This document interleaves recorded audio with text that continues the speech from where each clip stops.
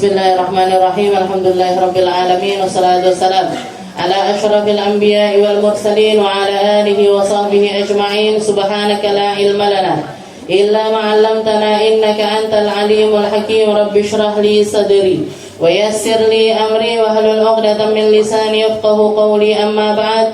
Alhamdulillah ala ni'matil Islam, alhamdulillah ala ni'matil iman, wa kafa biha min ni'mah. Alhamdulillah, segala puji bagi Allah Subhanahu wa taala. Malam ini kita didudukkan, kita dikumpulkan, kita dihadirkan untuk bersama-sama mengkaji kitabnya Allah taala, untuk sama-sama mengkaji sunnahnya Nabi Muhammad sallallahu alaihi wasallam.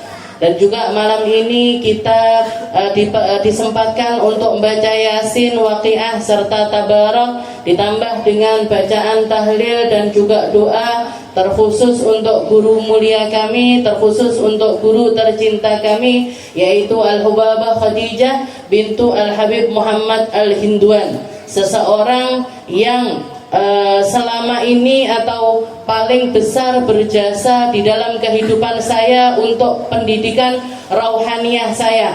Beliau yang mengajarkan kata per kata, beliau yang mengajarkan harokat per harokat, sehingga kami para murid-muridnya mampu untuk membaca syarah-syarah dari sunnah-sunnahnya Nabi, syarahnya hadis, syarahnya Al-Quran, keterangan-keterangannya para ulama, semua kitab-kitab yang kita pelajari untuk menyempurnakannya, untuk dimampukan mengerti bahasanya ataupun juga mengerti tentang makna yang dalam di dalam setiap kalimat-kalimat tersebut. Itu nggak mungkin bisa kecuali kalau kita belajar ilmu alatnya. Dan ilmu alat itu seringkali kita kenal dengan ilmu nahwu, ilmu sorof, ilmu i'rab dan lain sebagainya. Dan beliau Hubabah Khadijah adalah guru saya di dalam ilmu tersebut. Beliau yang mengajarkan kami kalimat per kalimat, mufradat per mufradat, yang nerjemahkan setiap minggunya. Di dalam seminggu itu kadang-kadang ada pertemuan sama beliau 2 kali, kadang 3 kali untuk membahas itu di ruang kelas. Selain itu beliau juga yang nyontohkan setiap perkara-perkara di dalam pesantren, yang mencanangkan, yang ngasih peraturan dan lain sebagainya. Semuanya nggak akan terjadi kecuali atas mandat serta perintah dari Hubabah Khadijah. Dan beliau juga yang seperti kami lihat, setiap kali kita minta izin apapun itu, tentang perkara besar ataupun tentang perkara kecil-kecil sekalipun, beliau nggak pernah lepas kecuali dengan mengistikharahkan. Jadi kalau misalkan muridnya mau pamit pulang atau pamit pengen ke Bangil atau pamit keluarganya datang mau diajak jalan-jalan kemana seperti itu, kalau izin sama beliau, beliau mesti muter nih tasbih. Kadang-kadang cepat, kadang-kadang pelan. Ketika saya tanya sama asistennya, kenapa Ustazah ini kenapa kok seperti itu, kadang ngasih izin itu cepat, ada yang sekali duduk langsung dikasih izin, ada yang tunggu ya nanti besok balik lagi atau besok lagi balik lagi, seperti itu. Ternyata beliau, katanya asistennya beliau mengatakan, Ustazah itu apa-apa istikharah aminah. Ustazah itu apa-apa istikharah. Bahkan ketika saya datang dari Hadramut, pulang dari Hadramut, pengen ngelihat kantor itu, jadi beliau itu punya rumah, beliau juga punya kantor di Pondok Putri. Saya itu ngelihat yang khidmah di kantor ini sudah pada nikah, jadi nikah satu, dulu Kak Nisma sempat khidmah di situ, nikah. Habis itu ada cucunya Habib Abu Bakar As-Segaf Gresik khidmah di situ, nikah juga. Nah, saya beranikan diri untuk pamitkan dong sama Ustazah, boleh nggak saya khidmah di kantor. Itu sampai saya nunggu izin itu hampir 1 bulan. Hampir 1 bulan itu nggak dapat izin. Sampai akhirnya pagi-pagi, ini yang bagian ngasih pengharum ruangan di kantornya Ustazah itu keluar sama bawa dupa, manggil saya, Aminah sini. Ustazah sudah mengizinkan kamu untuk khidmah di kantor sama Kak Syifa Jindan. Syifa Jindan itu sekarang jadi istrinya Habib Zain bin Semit Madinah. Jadi beliau, saya sama Kak Syifa ini yang akhirnya khidmah di kantornya Ustazah. Begitu juga putra-putranya kami lihat. Habib Segaf itu sampai bikin peraturan yang boleh bikinkan kopi Ustadz cuman si Pak Jindan. Cuman Kak si Pak Jindan. Tapi sekarang kita disuruh manggil Ustazah. Dulu teman, sekarang pangkatnya istrinya guru-guru. Istrinya guru saya istilahnya istrinya gurunya guru saya. Ya, Habib Segaf berguru sama Habib Zain bin Smith. Habib Zain bin Smith setelah meninggalnya Hubabah Maryam, beliau nikah lagi dengan Kasih Pak Jindan ini. Ya, tapi sudah lama saya nggak pernah ketemu sama beliau. Semoga nanti ada waktu untuk bisa ketemu dengan beliaunya. Jadi kita berkesempatan untuk baca tahlil, baca yasin, baca doa untuk beliau. Dan kalau tentang orang-orang solihah seperti ini Bu, orang-orang yang kelihatan asarnya secara luar biasa, muridnya begitu banyak, muridnya kesebar di mana-mana, muridnya memanfaatkan ilmunya sedemikian rupa. Belum lagi kalau melihat putra-putrinya yang juga sangat luar biasa, kokoh berdiri di jalan dakwah, kokoh berdiri di dalam menjamu tamu. Kemarin yang ikut hadir bersama saya di Dalwah, di Dalwah bisa melihat sendiri, bisa merasakan sendiri gimana cara keluarga Dalwah itu menghormati para tamu. Bayangkan acara tahlil 7 hari itu mungkin nggak kurang dari 10.000 orang yang hadir di majelis tersebut, di putra dan juga di putri, dari tamunya saja, belum muridnya. Murid Dalwah itu mungkin sekitar 25 ribuan lebih. Dikasih jamuan nasi piringan. Dikasih jamuan nasi piringan, dan bukan piringan yang ala kadarnya, dagingnya mek sak suwir mboten. Dagingnya besar-besar, masih ada oseng-oseng napa niku kentang sama ati, masih ada sambelnya, masih ada kerupuknya, masih ada buahnya. Jenengan bisa bayangkan itu rewangnya ngirisi dagingnya piye carane, noto piringnya piye carane, naruk ngenuk nih jajan itu piye carane, itu baru piringnya. Belum keluar itu dikasih souvenir sajadah satu-satu Bu. Sajadah dikasih selebaran itu doanya Abuya Hasan dan juga doanya Hubabah Khadijah. Masih ada kotak roti, masih ada kotak roti. Kita datang sudah ada murid-murid yang berdiri sambil bawa kresek untuk mereseki sandalnya satu-satu seperti itu. Dalwah luar biasa. Di dalam padahal kita ini siapa? Kita ini datang bawa apa? Kita ini datang baca apa? Maca yasin yo karo ngantuk-ngantuk, baca tahlil juga ya seperti itulah istilahnya. Ya niatnya kita datang tabarukan sama beliau, niatnya kita datang untuk nyambung hati kepada keluarga Dalwah. Semoga dikumpulkan dunia akhirat, semoga dikumpulkan di tempat-tempat yang terbaik, semoga dikumpulkan di sini dan dikumpulkan nanti setelah kita diwafatkan oleh Allah Subhanahu wa Ta'ala. Dan semoga yang baca yasin tahlil hari ini pun juga demikian. Walaupun nggak hadir di sana, hadir di sini, hati kita nggak kalah pautannya dengan orang-orang yang Allah Ta'ala hadirkan di tempat tersebut. Kalau cerita Hubabah Khadijah nggak ada habisnya. Beliau orang yang luar biasa, ibadahnya luar biasa, zikirnya luar biasa, Al-Qur'annya luar biasa, ilmunya luar biasa. Ilmunya luar biasa. Sudah nggak mampu ngapa-ngapain Bu. Beliau sakit itu mungkin sekitar 3 tahun 4 tahun ini sudah nggak bisa ngomong secara jelas, nggak bisa duduk dengan tegap, nggak bisa duduk dengan tegap. Tapi kalau ada orang bilang Hubabah doakan, doa beliau.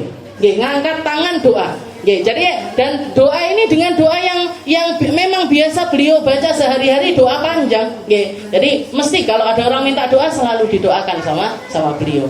Ustazah, ada salah seorang murid yang nanya sama beliau, setelah lama nggak ketemu, datang saling, setelah itu bilang, Ustazah doakan kita, doakan kami murid-muridnya ini, doakan walaupun nggak bisa sering-sering berkunjung ke Dalwah, nggak bisa sering-sering sowan dan lain sebagainya, ya, doakan kita, jangan lupakan kita yang di tempat-tempat seperti ini. Maka beliau mengatakan semua muridnya Ustazah doakan.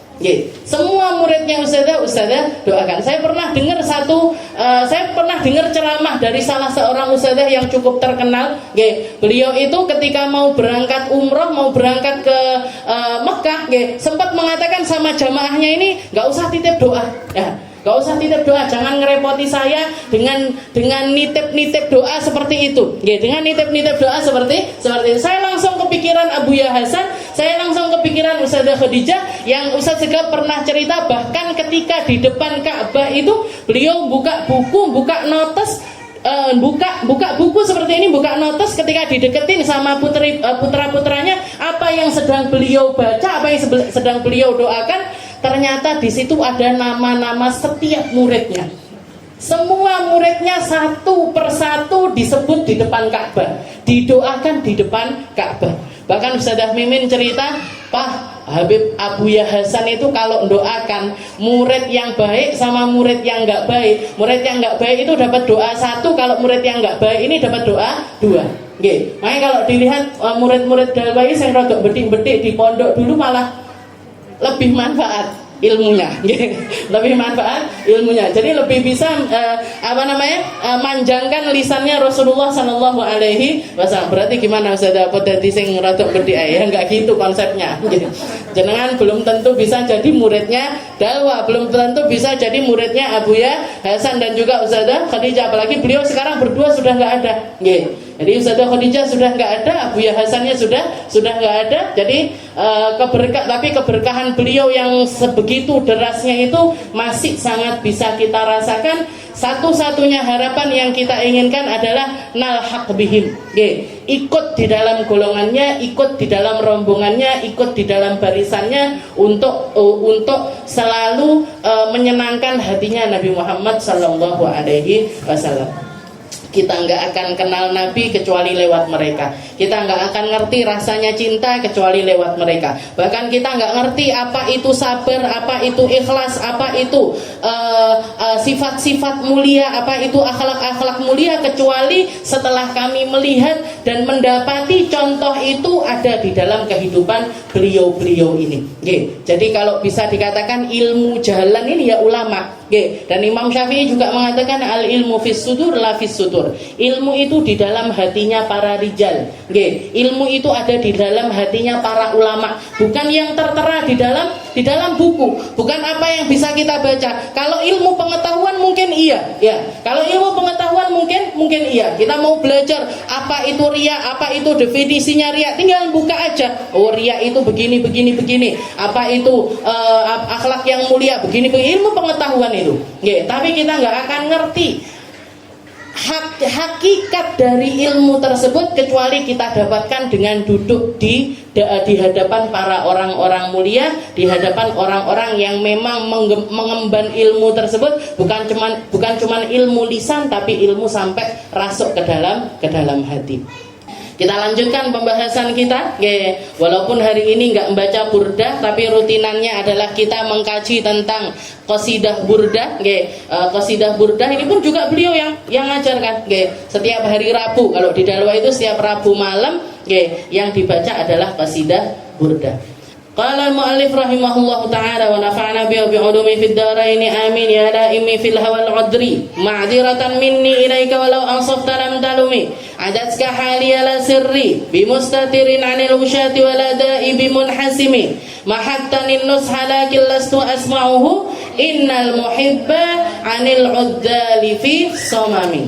Jadi Imam Al-Busiri setelah mengatakan ya laimi fil hawal 'udri ma'dziratan minni ilaika walau ansafta lam talumi. Setelah beliau mengatakan wahai orang-orang yang mencela saya, wahai orang-orang yang menyepelekan saya, wahai mereka-mereka yang mencela serta memaki apa yang menjadi amaliyah saya sebagai seorang pecinta, ma'dziratan minni, saya mohon maaf yang sebesar-besarnya, saya minta ampun yang sebesar-besarnya, walau ansafta lam talumi, tapi ketahuilah kalau kamu mencicipi apa yang saya cicipi, kalau kamu merasakan apa yang saya rasakan, kalau ada di dalam hatimu rasa cinta kepada Nabi sebagaimana rasa cinta yang menimpa ke dalam diriku, niscaya kamu nggak akan pernah seperti itu. Niscaya kamu nggak akan mencela, nggak akan mencaci, nggak akan merendahkan, nggak akan menganggap tentang hal-hal yang semacam itu, nggak mungkin. Kamu seperti itu karena kamu nggak merasakan. Kamu seperti itu karena kamu nggak tertimpa rasa hati seperti yang menimpa saya. Walau ansafta lam talumi adatka haliyala sirri bimustatirin anil wusyati waladai bimunhasimi. Kamu sudah tahu tentang tentang haliah saya.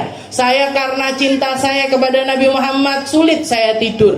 Saya karena cinta saya kepada Nabi Muhammad susah saya mau makan. Saya karena cinta saya kepada Nabi Muhammad malam-malam saya ini terpenuhi dengan tangisan-tangisan karena rinduku kepada Rasulullah sallallahu alaihi wasallam. La sirri bimustatirin. Dan aku nggak akan pernah menutupi tentang perkara tersebut. Oke, haliahnya para pecinta ini, kami memilih untuk tidak menutupi tentang perkara tersebut. Waladai bimunhasimi. Dan kami tidak punya niatan untuk keluar dari keadaan yang semacam ini. Saya akan tetap berada di dalam haliah ini. Saya akan meneruskan apa yang saya rasakan. Saya nggak punya niatan untuk melepaskan rasa tersebut. Jadi para pecinta atau orang-orang yang berjalan di jalan cinta ini, mereka memilih untuk menetapinya sampai akhir hayat. Mereka memilih untuk ada di dalam lingkaran tersebut sampai dibawa mati. Sampai dibawa mati. Dan seperti itu haliahnya para sahabatnya Nabi. Bahkan kalau dikatakan masalah cinta atau ekspresi cinta, yang kita lakukan dengan yang dilakukan para sahabat Nabi ini nggak ada apa-apanya. Salah seorang sahabat Nabi yang datang disuruh sama Nabi Muhammad selesai cantuk, selesai mengeluarkan darah dari badan beliau, nyuruh salah seorang sahabat, wahai engkau, tolong pendem ini di tempat yang nggak bisa dilihat orang. Jadi darahnya Nabi Muhammad ini disuruh mendem di tempat yang nggak kelihatan orang. Maka orang tersebut bawa darahnya Nabi ini, dibawa ditenteng. Mau bawa ke sana, mau tak pendem rono, kok eman-eman, mau dipendem ke sana, eman-eman terus. Akhirnya apa? Diminum.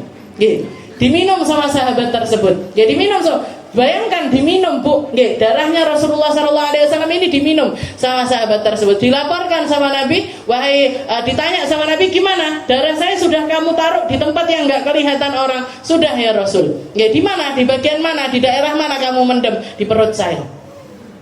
Di dalam perut saya. Maka katanya Nabi Muhammad, lantanija basyarataka annar. Kulitmu, badanmu, rambutmu nggak akan pernah kena api neraka.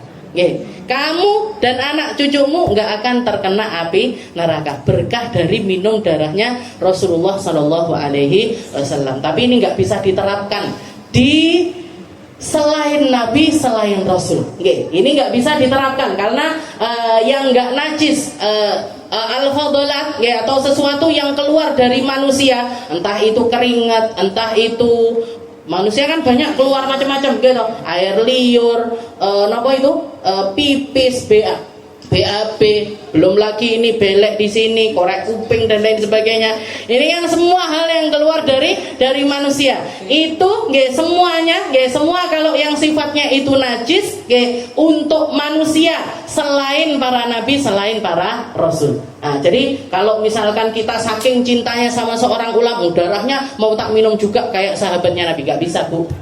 Hukumnya tetap najis.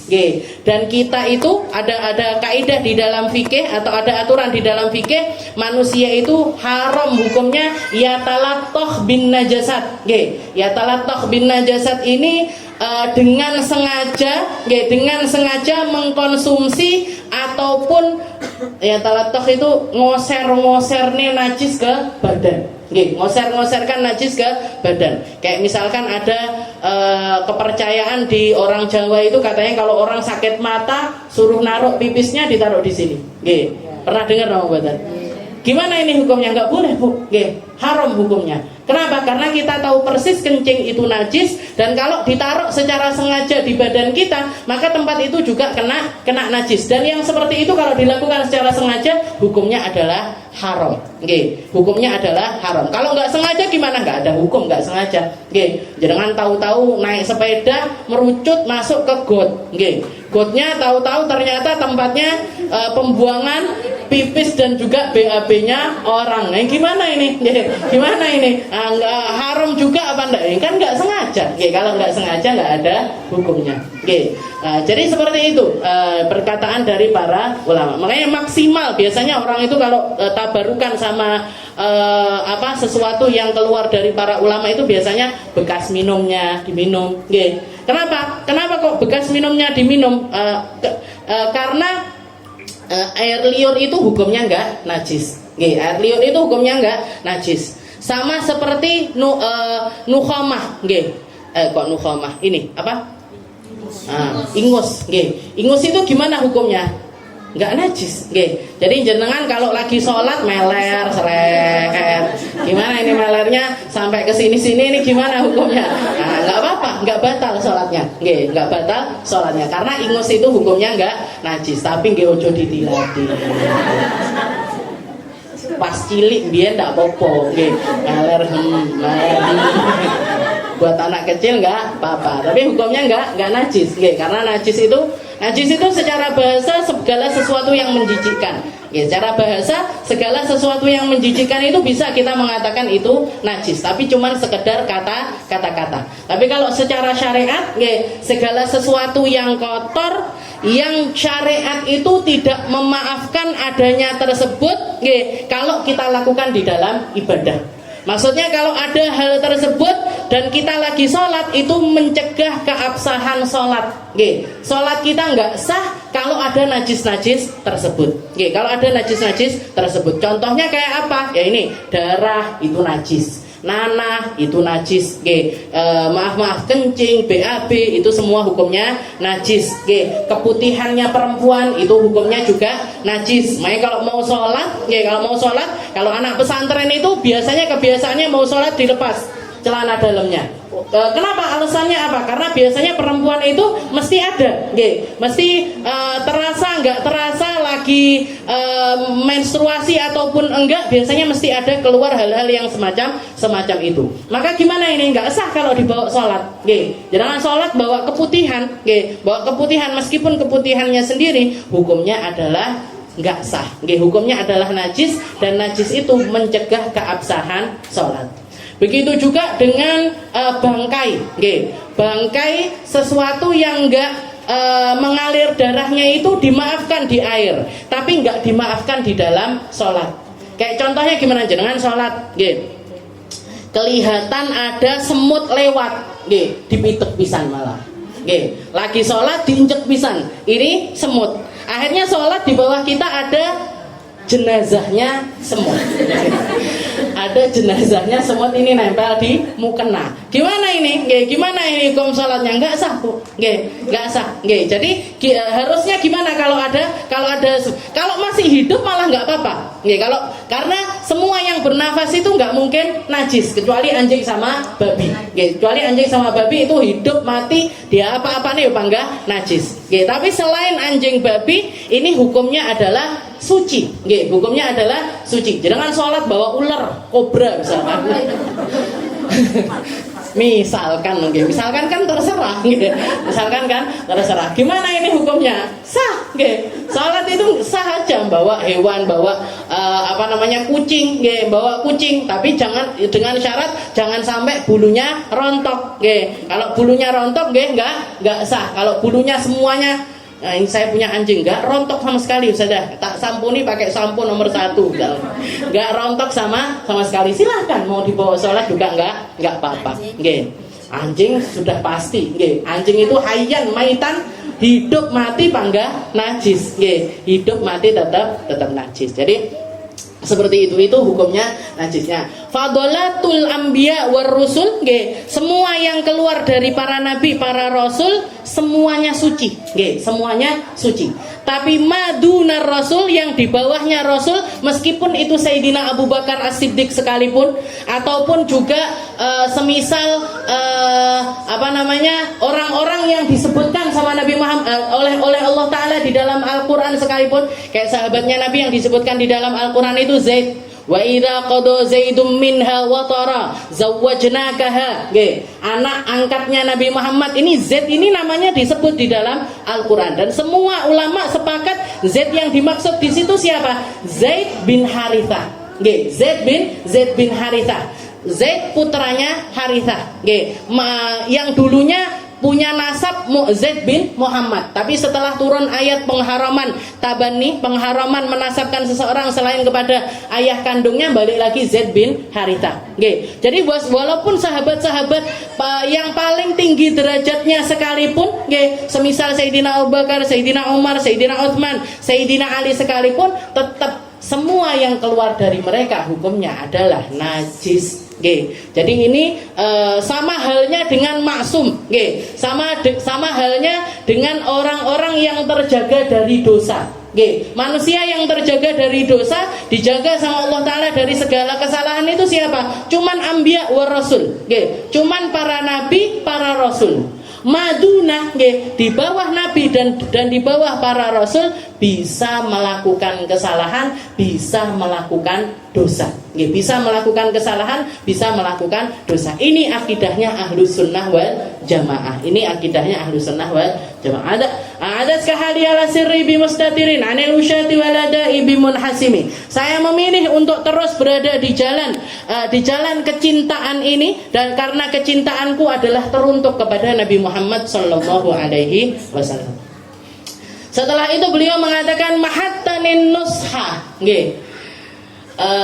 Kamu begitu tulus di dalam menasehati saya. Nah, jadi orang-orang yang mencela para pecinta ini, orang-orang yang mencela para mereka yang memilih punya amaliyah dengan amaliyahnya, orang-orang yang cinta kepada Rasulullah SAW. Paling gampangnya zaman sekarang itu kalau mau niteni mana yang berjalan di jalan cinta ini, orang-orang semacam apa? Mereka yang seringkali memilih untuk kumpul-kumpul baca maulid, mereka yang milih untuk kumpul-kumpul baca burdah, mereka yang kumpul-kumpul baca sholawat sebanyak-banyaknya kepada Rasulullah SAW.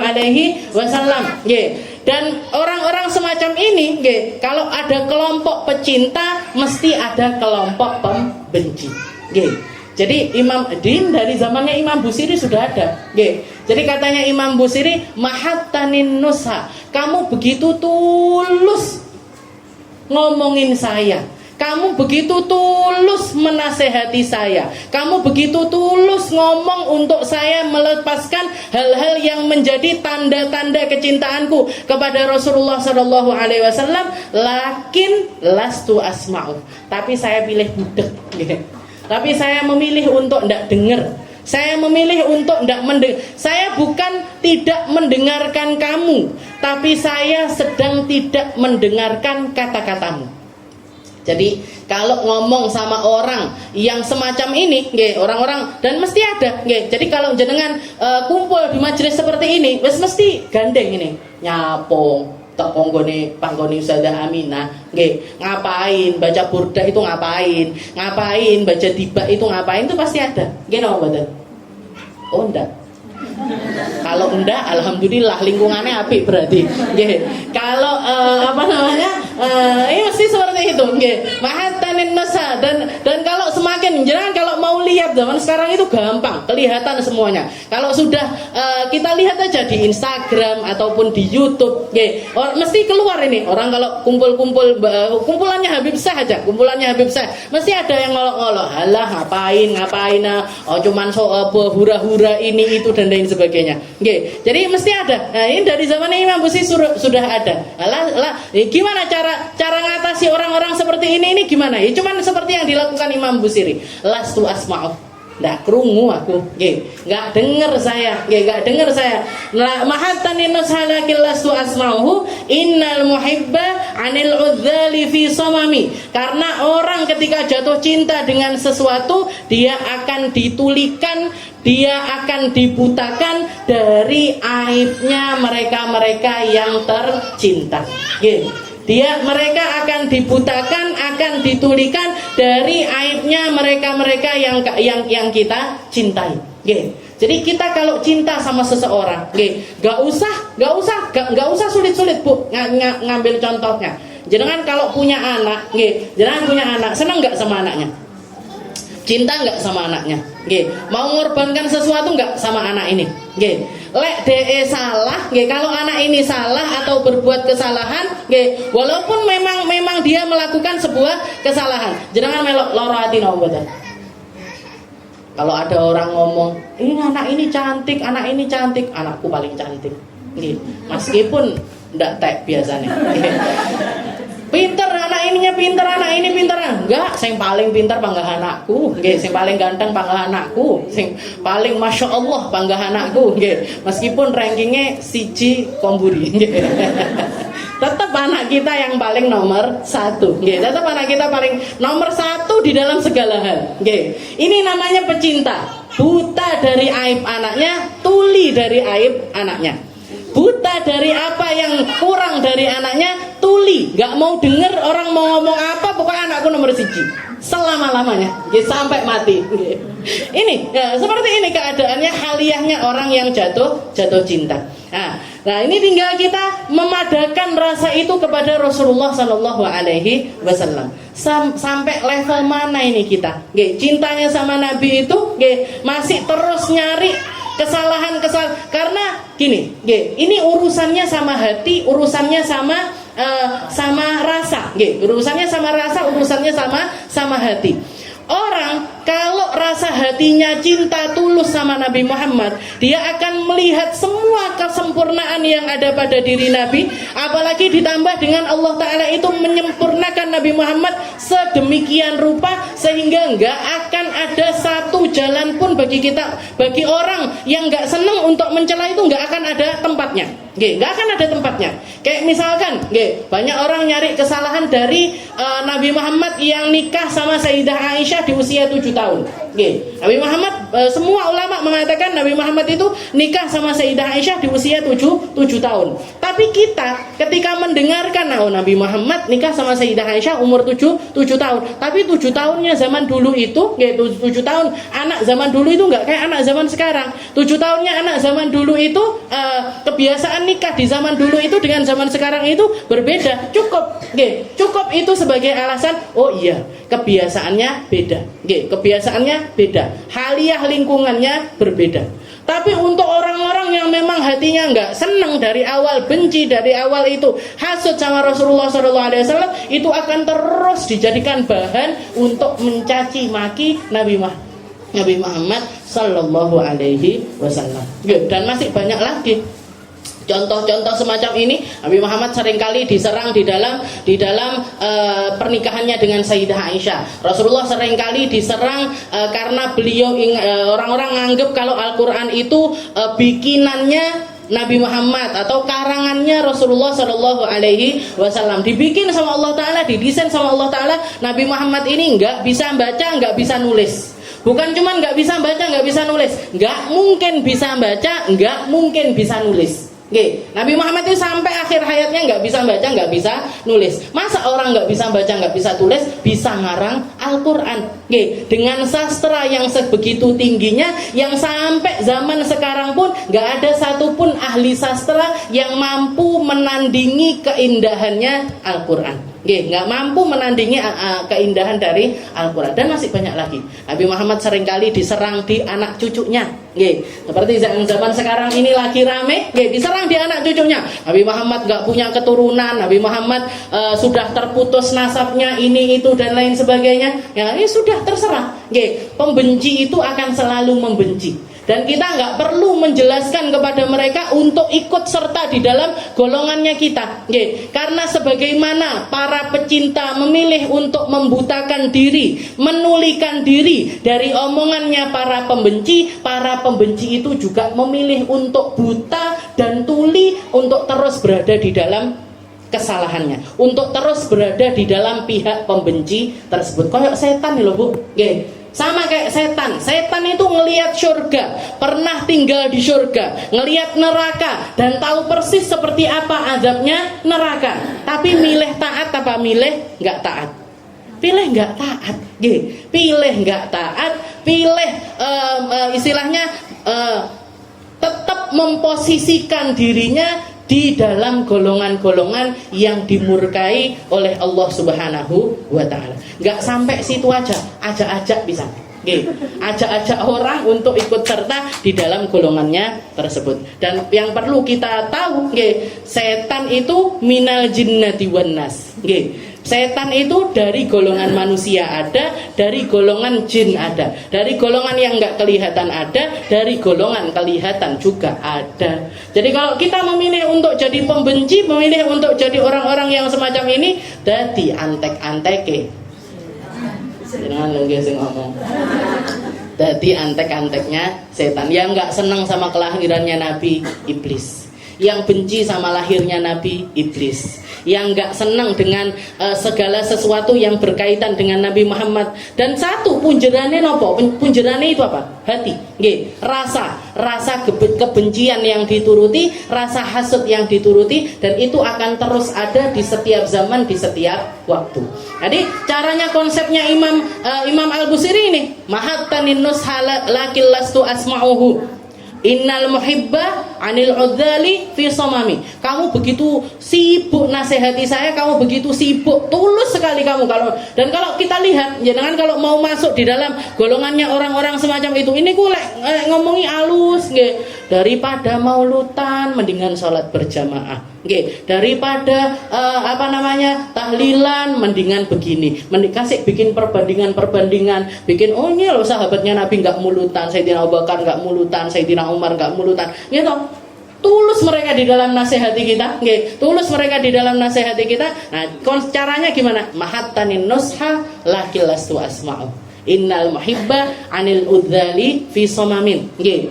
Ini tahantu nasihat syaibi fi adali wa syaibu ab'adu anil wa syaibu ab'adu fi nushin anit tuhami. Bahkan yang lebih ekstrim lagi, Imam Busiri lanjutannya beliau mengatakan, aku pun menuduh nasihat, istilahnya gini, ini tahantu nasihat syaibi fi adali. Kalau kamu terus-terusan mencaci aku dengan hal-hal yang semacam itu, saya ini adalah seseorang yang kalau misalkan ubanku sendiri nasihati aku, nggih, tahu jenengan uban? Punya uban semua? Saya enggak duwe uban paling nggih. Jadi semua punya uban, nggih, yang umurnya 30, 40 tahun apalagi pasti punya uban di kepala. Uban itu adalah penasehat yang paling jujur. Nggih. Gila dibuka kabeh jilbabe ketok kabeh. Nggih. Iki 30-an, iki 20-an, iki 40-an, iki 50-an. Nggih. Jadi uban itu adalah penasehat paling jujur. Penasehat yang enggak mungkin salah. Nggih. Enggak mungkin ada bayi lahir ubanan. Meskipun ada, itu penyakit namanya. Nggih, bukan uban yang sebenarnya. Jadi Imam Busiri ingin ngasih permisalan kepada orang-orang yang mencela-mencela seperti ini, nggih, yang ngomong-ngomong dengan cara-cara yang semacam itu.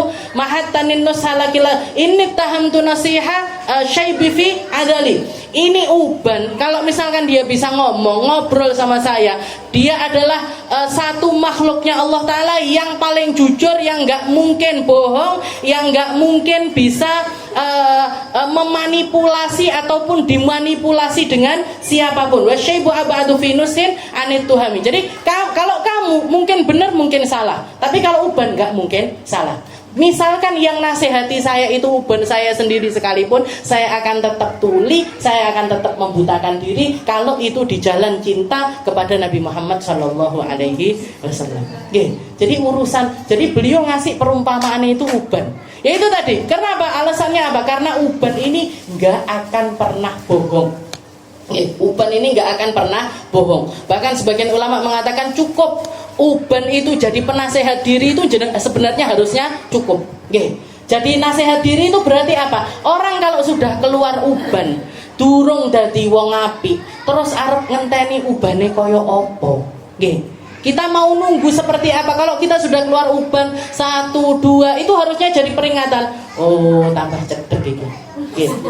Oh, wis wayahe iki. Mosok aku kudu tetap jadi orang-orang yang semacam ini. Nggih, mau kapan tobat saya, mau kapan berubahnya saya, mau kapan lepasnya diri saya dari segala macam perkara-perkara duniawi ini. Nggih, uban sudah muncul 1, 2, 3, 4, 5, 10, enek sing wis bek barang. Nggih, masih jadi orang-orang yang seringkali berdusta, masih seringkali ngomongin orang, masih seringkali melakukan kesalahan kesalahan-kesalahan ataupun larut di dalam perkara-perkara duniawi, apa enggak cukup ini. Nggih, enggak cukup uban ini sebagai peringatan diri kita. Nggih, di dalam salah satu hadisnya Nabi Muhammad SAW mengatakan man jawazal arba'in, barang siapa yang usianya nyampe umur 40 itu kayak masa transisi, Bu. Nggih, kayak masa transisi. Para ulama nyebut umur 40 itu sebagai sinnur rusydi, nggih, sebagai usia petunjuk. Usia yang bisa jadi patokan orang ini wong apik apa wong elek, nggih. Orang yang bakalan selamat atau bakalan enggak selamat, nggih. Itu ada di usia 40 tahun. Nggih, ada di usia 40 tahun. Kalau masih jalan ke 40, berarti ini juga jadi peringatan. Aku bariki petang puluh, bariki sebentar lagi 40. Kenapa? Karena kalau orang masuk usia 40, katanya Nabi, walam yubali khairuhu syarruh, kok kebaikannya masih belum lebih banyak daripada keburukannya. Oke, waktunya dia masih lebih banyak dipakai untuk ngurusi dunia. Oke, yang ada di otaknya masih tentang nominal. Kalau ngelihat pakaiannya orang panggah milian, oke. Oh, tasih wong iki kok apik banget ya. Aku kapan duwe? Ya Allah, orang itu kok beli mobil lagi. Saya buat nyicili rumah. Jadi tetap yang dipikiri itu tentang hal-hal yang semacam ini. Nggih. Walam yubali khairuhu syarruh. Jadi hatinya belum tenang, nggih. Keinginannya belum tenang, belum mampu menyabarkan berdiri, belum mampu mensyukuri segala sesuatu dan lain sebagainya. Katanya Nabi Muhammad, falyatajawwaz maq'adahu minan nar. Cepat ae kalau tempat kembalinya itu di nerakanya Allah Subhanahu wa taala. Nauzubillah min dzalik. Jadi 40 itu adalah batas maksimal. Orang kalau bejat itu ojo sampai naik ke 40. Orang kalau banyak maksiat itu jangan sampai di atas 40.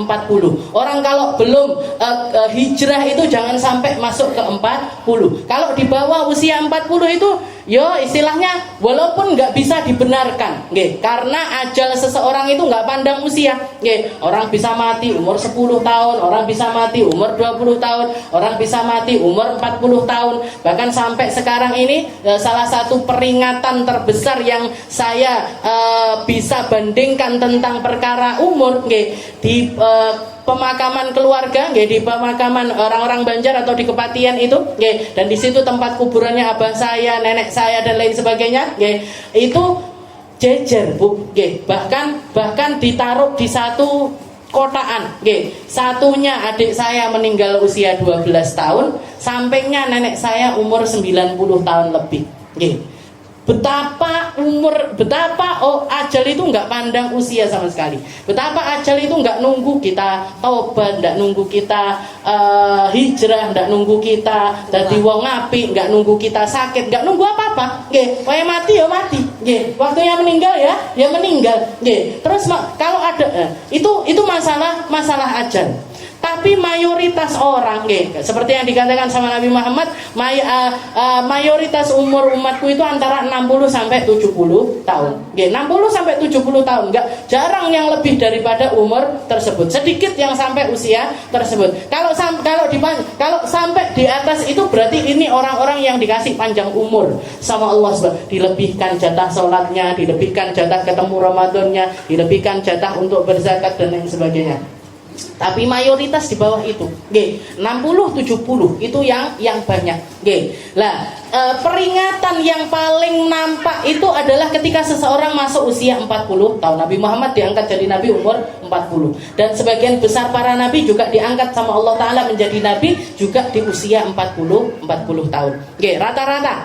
Rata-rata di usia 40 tahun itu diangkat sama Allah Ta'ala untuk menjadi seorang nabi, menjadi seorang rasul. Nah, makanya kalau ada orang usianya sudah di atas 40 tahun kok panggah ngono-ngono ae, lisannya ngono-ngono ae, itu maksudnya yo nggak banyak zikirnya, nggak banyak ingatnya, nggak banyak cintanya, nggak banyak rukuknya, nggak banyak sujudnya, nggak banyak sedekahnya. Nggih. Jadi lam yubali khairuhu syarruh. Nggih, kebaikannya nggak melebihi keburukannya. Falyatajawaz maqadahu minan nar. Cepat-cepat aja tempatnya. Nggih, persiapkan aja kalau dia akan menjadi ahli neraka. Nauzubillahi min dzalik. Di hadis yang lain bahkan Nabi Muhammad juga mengatakan ketika seseorang masuk usia 40 tahun kok masih menjadi orang yang banyak maksiatnya, banyak lalainya, banyak khilafnya. Nggih. Khilaf itu kan dari diri kita sendiri. Mosok panggah khilaf ae. Nggih, aku khilaf. Salah neh, ghibah neh, khilaf neh. Nggih. Ya, bohong lagi khilaf neh. Nggih, mosok panggah khilaf ae. Nggih. Ini kalau diteruskan sampai masuk usia 40 tahun. Dikatakan orang-orang usia 40 tahun lebih kok masih menjadi orang yang maksiatnya banyak seperti itu. Nggih. Iblis Bu yang bagian datang ke tempat orang tersebut, ngusap wajahnya dia sambil mengatakan hadzal wajah lam yuflih. Ini wajahnya orang-orang yang enggak selamat. Nggih. Ini wajahnya orang-orang yang enggak beruntung. Ini wajahnya orang-orang yang jadi temanku nanti di dalam neraka. Nggih.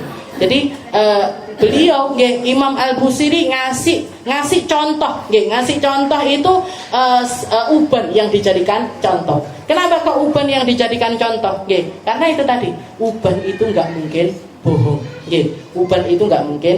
Inni tahamtu nasiha syaibi fi adali wa syaibu ab'adu fi nushin anit tuhami. Dan kalau kamu mau ngomongin tentang uban itu enggak pernah salah, uban itu enggak pernah keluar dengan sendirinya tanpa sebab, kecuali karena mereka ini memang masuk di usia-usia yang bisa dibilang sepuh. Nggih. Jadi kalau umurnya 40 tahun Bu, harusnya sudah siap dipanggil suhu, nggih. Sekarang itu suhu, sesepuh, nggih. Jadi orang-orang yang dituakan, jadi dituakan itu jangan menunggu tua, nggih. Dituakan itu jangan menunggu tua, nggih. Walaupun ada keberkahan di dalam orang-orang tua, nggih. Ada keberkahan di dalam dirinya orang-orang tua, tapi orang tua yang gimana dulu, nggih. Orang tua-tua yang memang berusia tua, orang tua-tua yang memang banyak ibadahnya, orang tua-tua yang memang banyak ngambil porsi dari warisannya Nabi Muhammad sallallahu alaihi wasallam. Mahattanin nusalakillah asma'u innal muhibbanil udzali fi samami inni tamtu nasiha syaibi fi adari wa syaibu ab'adu fi nushin anit tuhami. Dan lanjutannya adalah fa inna ammarati bisu'i mata'adat min jahliha binadiri syaibi wal harami wallahu a'lam bissawab. Insyaallah kita lanjutkan di pertemuan selanjutnya, keluar dari bab tentang ekspresi cinta atau pengaduan cinta, masuk ke dalam pasal yang namanya adalah fit tahdhiri min hawan nafsi, nggih, tentang bahayanya hawa nafsu, nggih, tentang bahayanya hawa nafsu dan gimana caranya mengendalikan hawa nafsu. Nanti juga akan dijelentrehne sama Imam Busiri dengan bahasanya beliau, dengan kalimat-kalimatnya beliau dan cara-cara beliau di dalam menanggapi hawa nafsu itu sendiri. Wallahu a'lam bishawab.